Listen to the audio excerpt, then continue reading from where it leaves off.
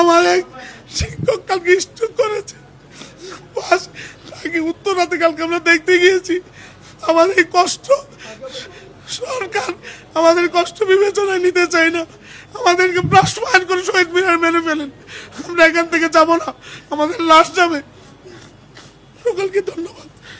৯,৩০০ টাকা দিয়ে আপনারা বলেন একজন শিক্ষক তার মা বাবা তার 2-1টা বাচ্চা থাকে, তার স্ত্রী থাকে, 6 জন মানুষ নিয়ে ৯,৩০০ টাকা দিয়ে একজন শিক্ষক কিভাবে জীবনযাপন করবে?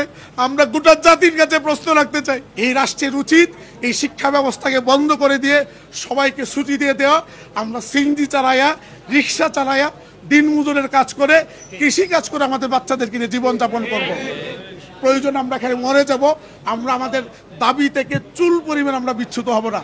আপনাদের সহযোগিতার জন্য আমরা অসংখ্য ধন্যবাদ জানাই। আমাদের অনেক সংবাদকর্মী ভাই সকাল থেকে নিয়ে রাত্রে 1টা পর্যন্ত ওখানে কাজ করেন। আমরা আপনাদেরকে সেলিউট জানাই এবং আমরা আপনাদেরকে শ্রদ্ধা জানাই। আপনারা আশা করি আমাদের এই শান্তিপূর্ণ আন্দোলনে এতদিন যেমনভাবে সমর্থন দিয়েছেন, শেষ পর্যন্ত এই 6 লক্ষাধিক শিক্ষক পরিবারের পাশে আপনারা থেকে অব্যাহতভাবে সমর্থন দিবেন। সকলকে সালাম জানিয়ে দেশবাসীর কাছে আমাদের এই বিপন্ন শিক্ষকদের জন্য বড় আছি। আমরা আমাদের আজকে বিশ্বাস করছি আমাদের যে প্রস্তাব, আমরা সামান্য প্রস্তাব দিয়েছি, এটা তো রাষ্ট্রের জন্য আহামরি কিছু না।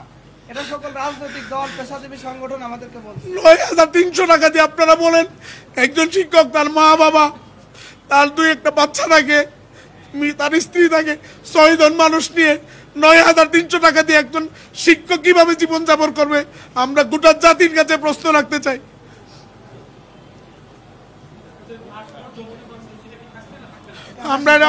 আমরা